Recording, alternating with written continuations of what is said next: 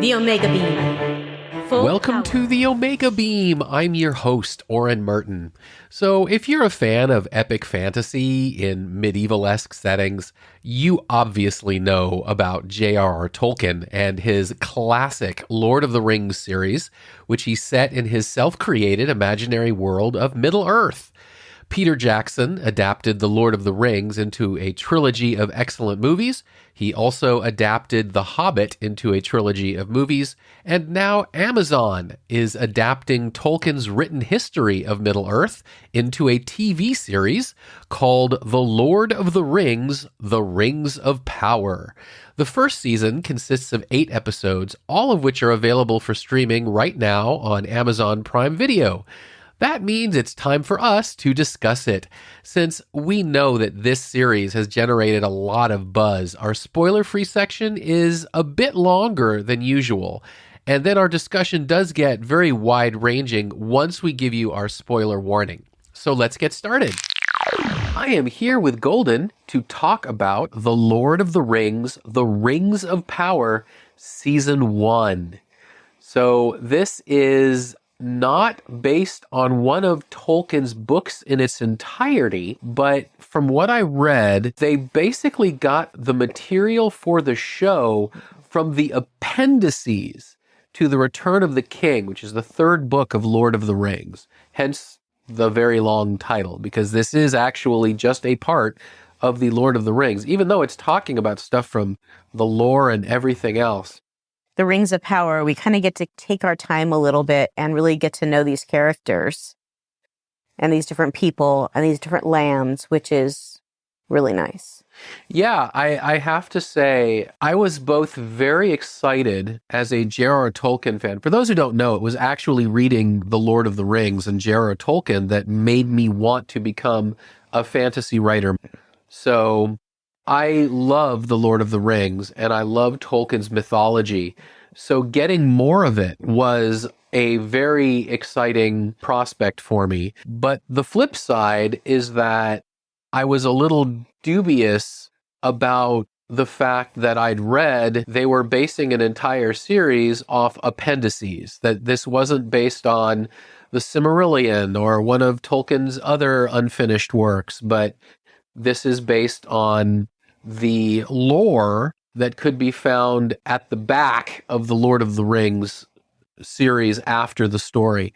It didn't automatically make sense to me, and I had read that the only characters that were going to be consistent were going to be Galadriel and Elrond, which makes sense because they're elves, they have much longer lives, or in Elrond's case, a half-elf. And that we were, possibly going to get others, possibly Sauron is the big evil, but this is a time when he wasn't the big evil power yet and all of the rest. So I was a little dubious. This is going to be a short spoiler-free section because I really want to talk about how awesome this show is, but I will say this up front, that all of my expectations were surpassed by this show. I think it was beautiful, and I really enjoyed watching it. Yeah, it's absolutely gorgeous. One of the things I've heard from friends of mine who watched it, who both enjoy the genre completely and also are fair-minded critics. And one of the criticisms of the early part of the show is they were trying to juggle too many balls in the air, that there were lots of little plot lines and it wasn't clear how they were going to intersect. If they were, I heard the term written by committee a couple times, but I would say by the midpoint of the 8 episodes, it was very clear what the direction was. And the threads began to come together in a very organic way. And like Golden said, it is a fine line to walk to both include a lot of plot and yet give all the characters room to breathe, to grow, to interact with each other without the pressure of, okay, this scene has to take 3 minutes or less and we have to move. And you get to just really get to appreciate some really colorful characters. Yeah. I mean, the one that plays Disa, the wife of Durin the Fourth, she's just so much fun to watch. Oh, she's amazing. She's fantastic. I mean, she's fun to watch. Our daughter is fond of Sesame Street at, yes. 20 plus months old. And one of her favorite things is the character Mondo. Mm-hmm. And she's not going to recognize him playing Arondir, but I think that he just does a really great job at bringing the elegance of what it is to be an elf. Yeah, Ishmael Cruz Cordova. Cruz Cordoba. And speaking of color, let's just take a moment to say that how incredibly sad that because this show included actors of color, that there was criticism, there were death threats, all the horrible, disgusting, Or it's just stupid stuff. sad that in general, that in society today, that they have to warn actors or actresses of color that, oh, hey, if you're going to be in this show, just understand you might be getting a lot of hate because you're going to be in the spotlight. Right. And it's just sad that should be the basis on what you're going to just automatically hate something. Yeah, it is sad. And, first of all, I think I'd like to hope that they're a very small, even though they're loud and angry, minority. And it is nice to see the fan base coming together, the actors, both from the Lord of the Rings and Hobbit movies, and also from other fantasy franchises coming together, all to support these actors and actresses, because there is no rule that the dwarves can't be black or that the elves can't be Latin or whatever. These are fantasy races. And I think people who get bent out of shape, especially Tolkien in the appendices did say that the Harfoot, which are, kind of this prequels version of the halflings, the pre-hobbits, if you will, he even says they're darker of skin, and yet the actors of color who are playing Harfeet were getting flack. It's like they're not even paying attention to what the story was, to what the author was doing. It's just they think everything should be Scandinavia, and the fact that it wasn't, got their underpants in a twist. And it's really disgusting and it's really sad. And I'm grateful that most people see through it now, that most people just kind of, like we do, speak out against it. And I think people need to keep speaking out against it as long as they're still doing it. You should be the best actor or actress for the part. Yes. Now, that doesn't mean that if in the story the character is specifically white, because that's the way the author wrote it, that you can't choose to do that. Mm-hmm. But and this has been happening a lot. I mean, we have the actor that, for the long time was on 20 years, was on The Simpsons. Right. And he stepped down because of the fact that he's like, no, that this is someone who's a different ethnicity. It's time that someone of that ethnicity should voice the character. Sure. And if there's a specific ethnicity, then sure, fine. But if the author or creative team decides, hey, I'm okay with this person being a different color, a different race, and specifically looking at like Neil Gaiman and Sandman. Right. I mean, he's made some choices saying, I can go with this now.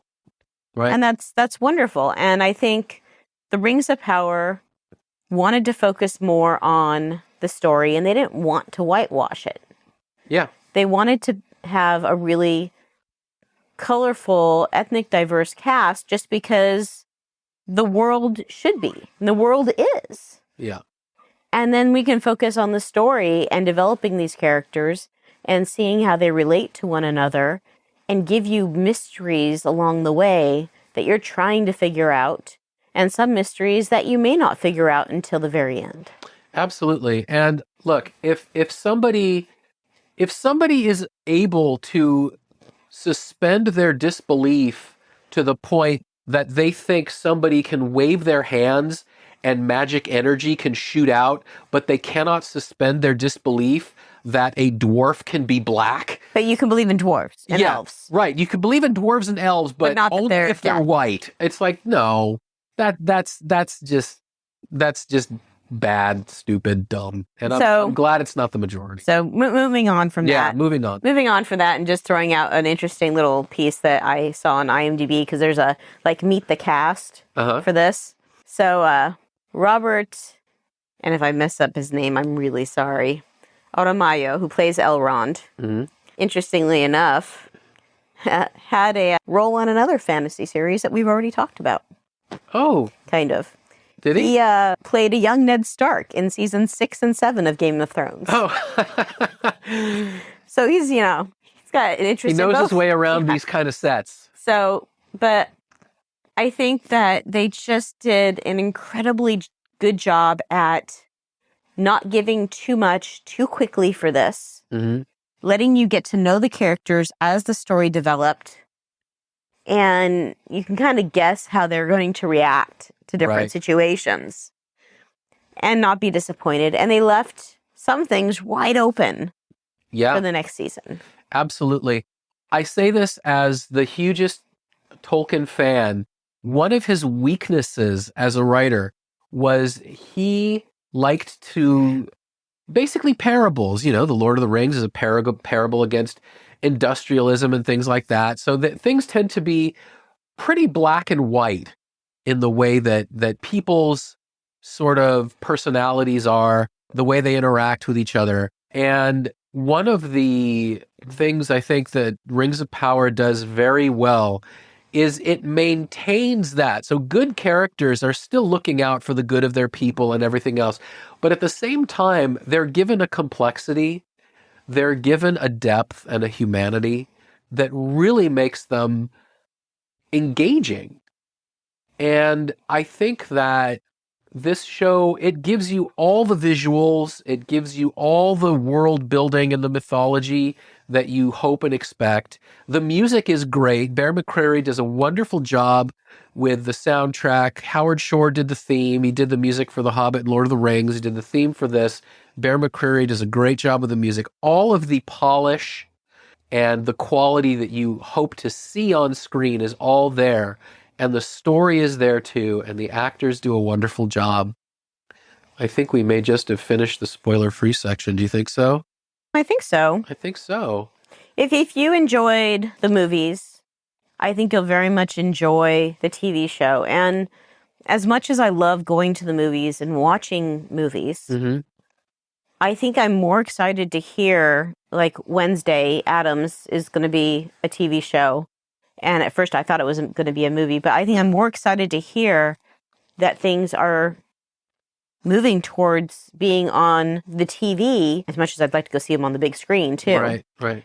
Because it gives us more time to spend with those characters and the story. Yeah, absolutely. I know that one of the critics, the pop culture podcasters and critics that I like a lot, Martin Bernardin, one of the ways he's always kind of analyzing work is he always asks, do you know what the characters want and what are the stakes? And like you were saying, when things get to breathe with a TV show, when they're done right, I think you really do get to learn what the stakes are. You get to learn what they want. And I think that Rings of Power did a great job in those 8 episodes And of season 1. It is extremely expensive. Oh, yes. And part of that is, we've talked about how Marvel is having an issue trying to keep up with the CG Yeah. and all the digital effects that they're having to do. And with this, they try to do practical effects. Yeah. The orcs are actually actors or actresses in makeup. Right. It's actually part of, I think, what makes the Lord of the Rings, Rings of Power so stunning production-wise is that so much is practical. That you might think that it would be easier, cheaper, whatever, to just put guys in a studio with a green screen. But no, they're interacting with real objects. They're really in makeup. They're not just in mocap suits. And it's really, really gorgeous. It's really gorgeous. All right. Well, 3, 2, 1, spoilers. So I think we both did a pretty good job of not reading spoilers while the show was going, because apparently the internets really thought that Halbrand was Sauron, and I I didn't hear the rumors until very, very late in the season. And again, I didn't hear any of the rumors at all. talk about great writing, talk about really both knowing their audience and how to delight them, but also knowing how to build suspense. Even though I could see, I'm like, well, I guess, I mean, he's from the right area and all this and that. He was such a good guy. And it reminded me of that quote that villains always think they're the hero of their own story. And there was literally just one line. Well, we've talked about how, you know, the villains are becoming more deep. Yeah. And there was really just one sentence. Everything he says, you know, he never lied to Galadriel. He was always on. He didn't, you know, there's a difference between lying and just omitting. He was not, he was not telling her the complete truth. Yeah. So only the little bit that she needed to hear to sustain her.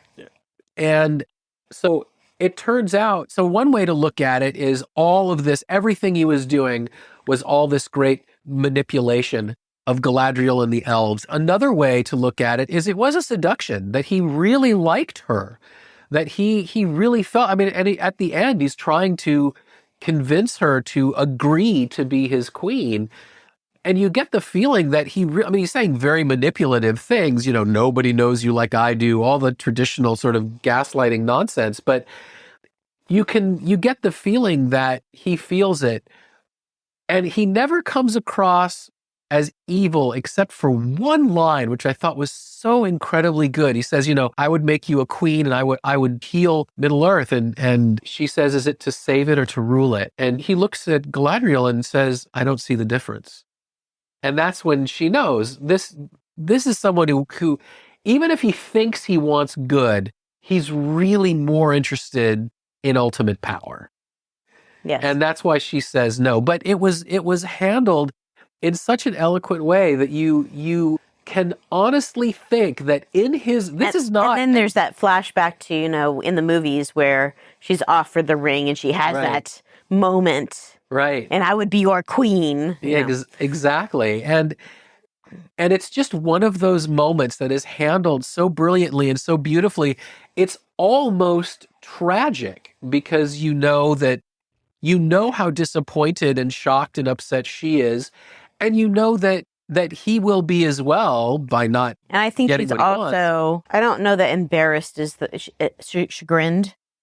Yeah. That she is ashamed. She's ashamed. There's a sense of shame that she didn't see it. That she's been traveling with the person she's been seeking to destroy, to kill, and could not recognize him. Yeah, and part of it is also learning that she had just assumed that Sauron was nothing but pure mustache twirling, evil. And it turns out, no, there's actually a complex thought process going on.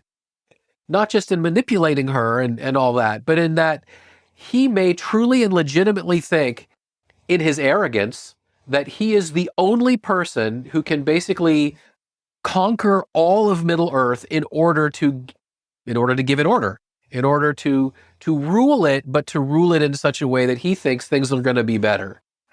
Just him on top with ultimate authority. So it was handled so well, and the writing was good. And she does save him, and she does convince him to go with her. Yeah. She does make him the king of the Southland. Right. And he even taunts her with that. He says, how do you think everyone's going to react when they know that you're the one who brought me back? She still can't admit it to anyone. She's not ready to admit it, but is, I think, relieved that at least one person, that Elrond, knows, or at least guesses what happened. Speaking of excellent acting and telling the story with expressions, Elrond reads the same scroll that shows that the line of kings was broken. Mm-hmm. So he knows that Halbrand isn't actually the king. He faces Galadriel at the end, holding the scroll and just looking at her like, okay, I trust you. But at the same time, she sees him with the scroll and she looks at him and she knows he knows. And she's like, okay, here we go. And I thought that was just handled so well that they didn't need to have a line. He's already betrayed her, and he feels like he's betrayed her. And I think that he doesn't want to feel that way again. Right. And he wants her to know that. And he wants her to know that. If they had I not sent get her it. away, she would not have brought Sauron back. Right.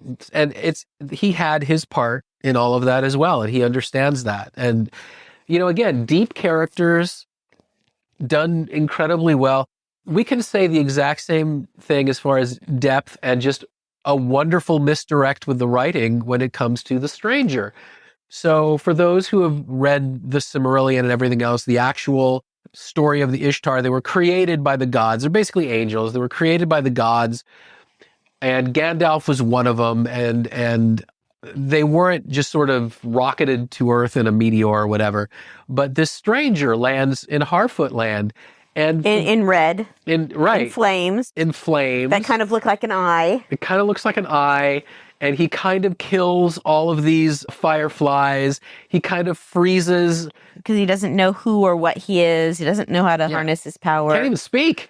Yeah. Doesn't even know the language, and everything. And there's these 3 evil cultists tracking him down.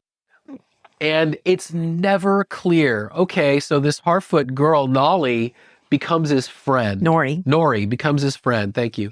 It's never clear if he's good or if he's bad. And he doesn't know. And finally, in the finale, the cultists capture him and say, "You are our Lord Sauron." And he believes it.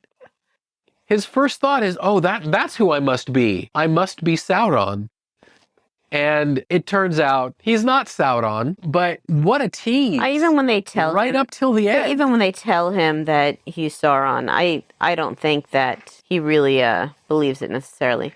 So they are called the Nomad, the Ascetic, and the Dweller. Those are the 3 cultists? Yeah. Okay. But again, I thought that was handled just so well because it kept it up until the very end, until that final moment where he banishes the cultists, grabbing one of their staff and screaming, "I'm good." And he says it with this like force of will. Well, he says it because Nori reminds him that he gets to decide who he is and what he is. Right, that he chooses. Yeah. Who he and wants I to think be.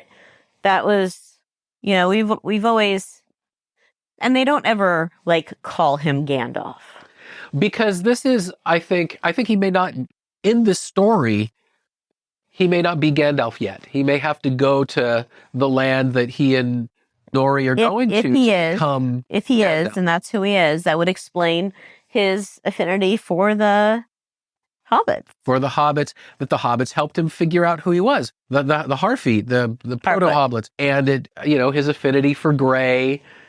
And he makes a comment in the finale when he doesn't know where to go. He says, "Let's go that way. When in doubt, follow your nose," which is, of course, the same quote he gave in the Mines of Moria in Fellowship of the Ring. So they're dropping hints. They're dropping breadcrumbs here and there that it's Gandalf. And but again, the entire Harfoot, and this is a stranger, and accepting the stranger, and it takes them a while to accept him. Yeah. But when they do accept him, then they literally put their lives on the line to help him. And in mentioning that in the lore, they handled the wizards differently than here, the Rings of Power does diverge from the source material. Like in Numenor, we're introduced to Elendil, we're introduced to his son Isildur. These characters aren't going to exist in the books for quite a while. So they're kind of like condensing and combining timelines and stuff like that. But I don't actually mind it at all. I think they're making a great story. And if they're adapting the material differently, I think that's completely okay. And then you have in the Southlands, you have the story of Bronwyn and her people. Right.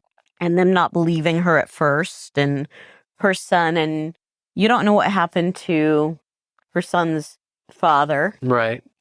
You just know her mother's in love with an elf. Yeah, that her and Arondir have a connection that no one is going to really accept.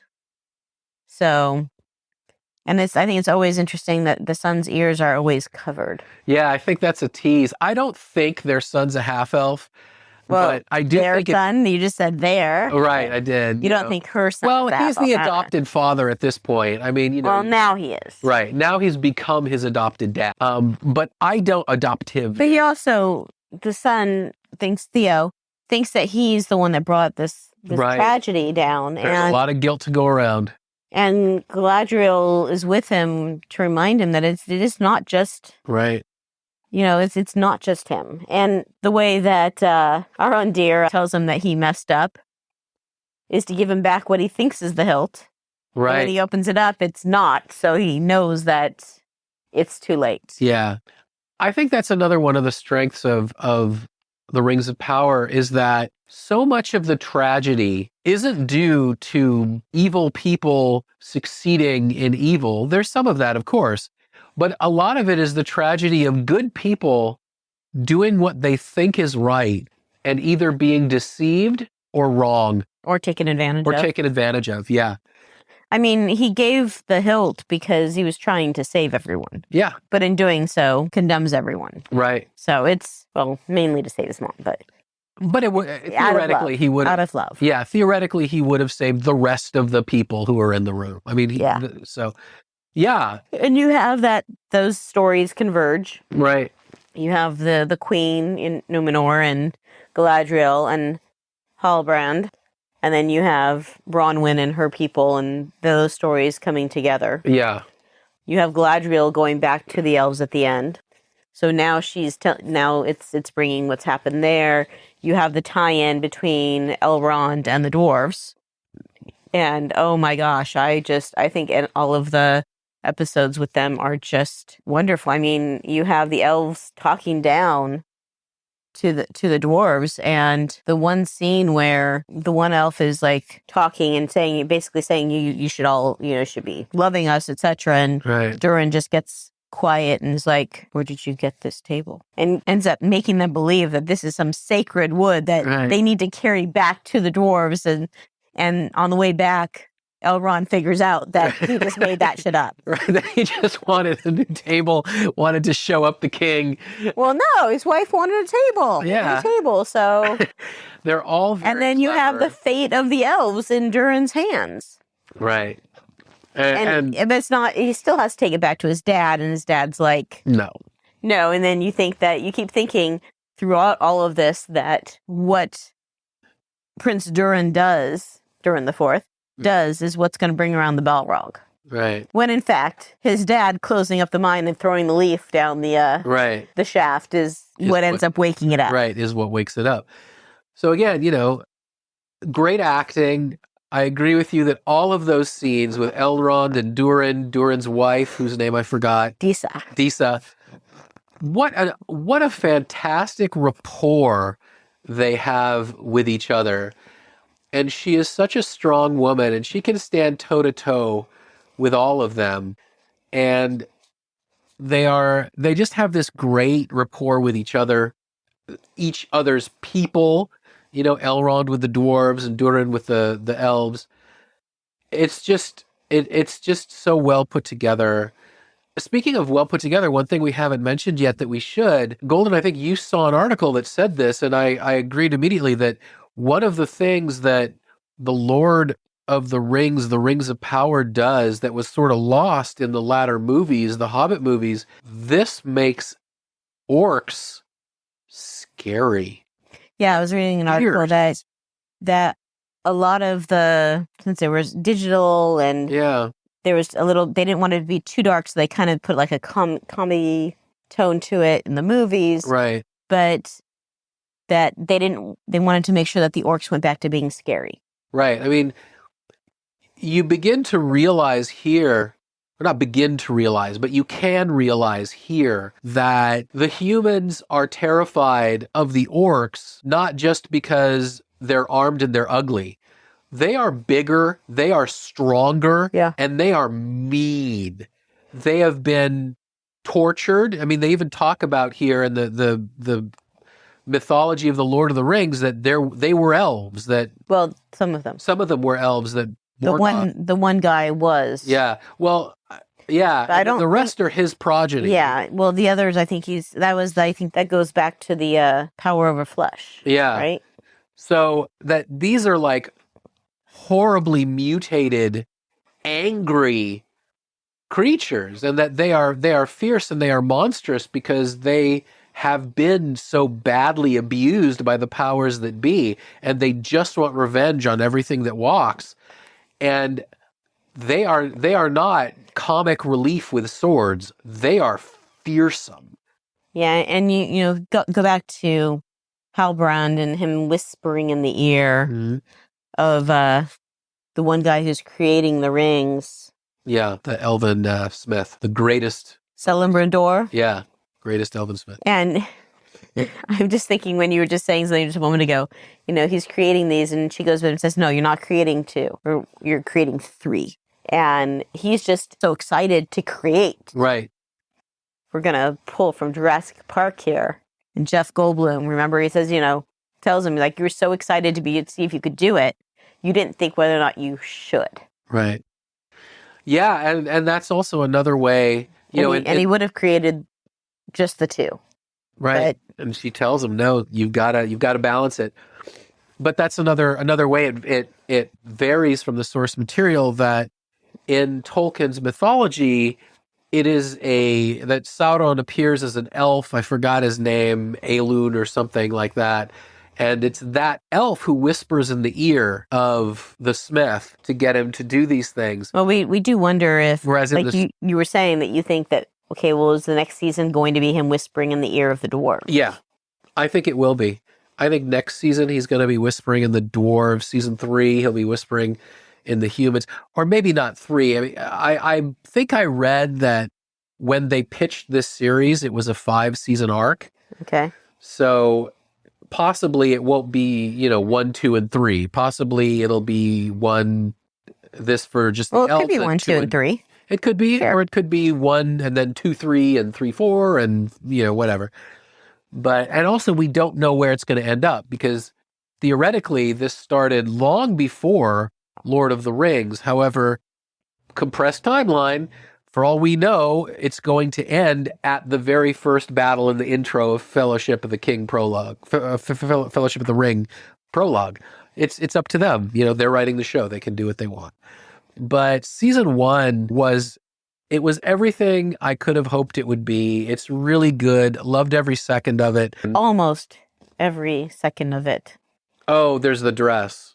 Right? I just still cannot get over. I mean, the costuming is absolutely wonderful, very appropriate for every single person until Galadriel goes back to the elves in the last episode. And then her dress just does not make sense to me. They dressed her beautifully in Numenor. Mm-hmm. I mean, I love her outfit in Numenor. It's awesome. I want an outfit just like that. But this weird greenish jade dress with, okay, let's just go ahead and drape some gold chains across it and give it a little bit of gold decoration. It just doesn't seem elegant. It doesn't seem that she's dressed to her station. And it's hard for me to watch the last episode just because the fact that every single time that one costuming choice takes me out of the episode. Yeah, I have to admit, I would love to find out from the person that made that decision why they decided to put her in that outfit, because it doesn't, like I said, it's not elegant enough to say that she's someone of station, but yet it's not, well, you're a warrior, so we're going to give you something that you can fight in. I mean, Numenor did, but yeah. I said when we were watching it, it just didn't bother me. I didn't think it was great. It didn't affect me that much. It's like, oh, that's what she's wearing. Okay, let's move on. It still bothers me. Yeah. I get it. I love IMDb for their parents' guide. Uh-huh. And I would strongly suggest that if you go to watch something with your children, go look at the parents' guide, because it will tell you where there is inappropriate language, sex and nudity, violence and gore, alcohol, drugs, and smoking, frightening and intense scenes.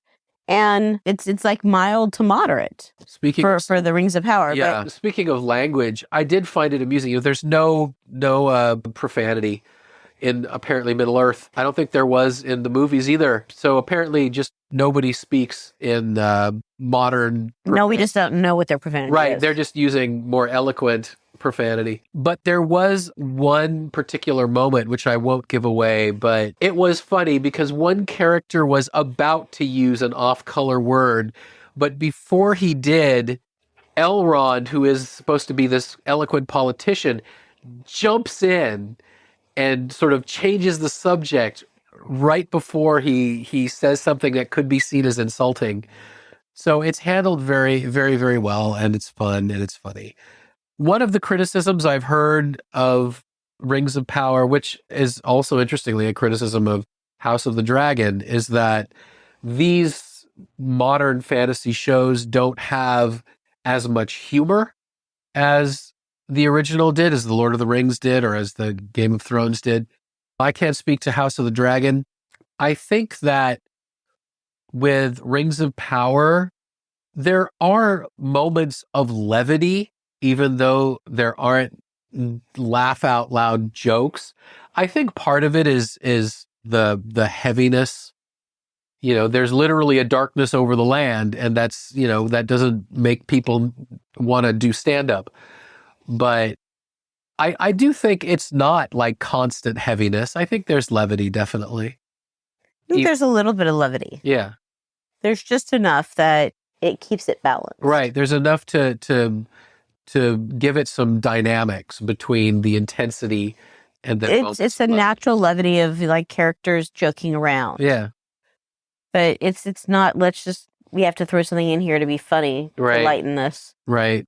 I don't feel like anything is forced. Right. And this is the point in the script. After X number of pages, we need a That's where wisecrack. Lisa comes in, Right. Aaron's wife, because you can't help but just smile when she's in the scene. Absolutely. Her and him, because they have, you know, like I said, I think the whole let's convince the elves to send the table back to the dwarves is absolutely hilarious. Yeah. And I think that there's definitely levity in the way that the Harfeet. Harfoot. I don't know. Is it Harfoot. Harfoot? It's Harfoot. Oh, just Harfoot. as plural? Yep. Is It's the Harfoot. Okay. Well, I do think there's levity in the way the Harfoot Because deal with each it other. talks about the or the Harfoots. Because they're, not the and feet. again, I'm looking at the MDB trivia here, which you probably, in concerning hobbits, there are 3 different breeds of hobbits: Harfoots, Stores, and Fallowhides. And the Harfoots are probably ancestors of what the hobbits that we're more familiar with from the Lord of the Rings. Probably the ones that in, generations to come are going to settle down, create the Shire, all that good stuff. Yeah, but it's just the Harfoots. Just put an S on it. Yeah. Okay. Well, if the rest of this, if the conversation hasn't already given you enough evidence, we absolutely love this series. Very excited about season 2. Just sad that it's like gonna be everything, all the TV shows and movies nowadays, that since it is so much to make them in terms of cost and time and effort, that there's just a big waiting between the seasons normally. Yeah. And boy, this was crazy expensive. I think that between the production and the rights to the novels and everything, I think that Amazon put out like $500 million or something. You want to know what the IMDb trivia says? What? That the series is expected, I'm reading it from there, the series is expected to be the most expensive TV show in history, with Amazon expected to spend at least $1 billion on its production. Yeah. So, I mean, you see it. It's all there on the screen. It's gorgeous. So how come they couldn't have gotten her a better outfit for that last episode? They must have liked it. I mean, the costume designer all of a sudden, they're really proud of it. Cheap-ass dress. Sorry. Yeah, Excuse me. Sorry. Apologize. I'm sure the costume designer would defend the choice I mean, to me, it was... Everyone else is perfect. I think everyone else is dressed. Yeah, I think right the on. costume designing is great. I totally understand you didn't like that one, and that's completely fine. I wouldn't say that I did like it. It just to me was part of the scenery. For It just some reason, didn't it register. seemed so out of place. Yeah. All right. Fair enough. So if you are not as upset about dresses, you will love every minute of this show. If you are, you will love every minute except for those. Yeah, it's this. All of the little side stories, they spend just enough time, but they don't spend too much time. Right. They, when Arondir disappears, you don't wait too long before he's back, but there's a waiting period. Yeah, it's the only one that we still are waiting on, which we know that he's not dead, is Isildur. Right. And it would have been nice for something for that to happen, but that's okay. The horse is going back for him. Right. That's our clue. Like we're told that the horse has a bond with its owners. It can't be broken. He goes from not understanding how to work with the horses to now this horse will not leave without him. Right. So when we see the horse run back, it's our cue to think, oh, maybe the horse still has that connection and knows something. So I thought that was a nice way to play it. But yeah, they could have added a little more. But still, I have a plan. Yeah. I am very excited. And I'm okay with their plan. Yeah. It'll just be a little while before I get to it. Exactly. See it. Yeah. And if you haven't watched it, please do. If you like this kind of thing, it'll be worth it. It's definitely a winner.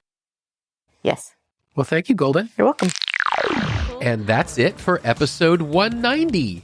This has been The Omega Beam, the very best podcast discussing fantasy TV shows that you just spent your time listening to. You can find the show notes at theomegabeam.com/190. If you like this episode, please leave a review wherever you listen to podcasts. Your reviews help people who like this stuff find our podcast. If you have any comments or suggestions, please drop us a line at info@theomegabeam.com. Be good to yourselves and each other, and we'll catch you next time. The Omega Beam. The Omega Beam. Full stop.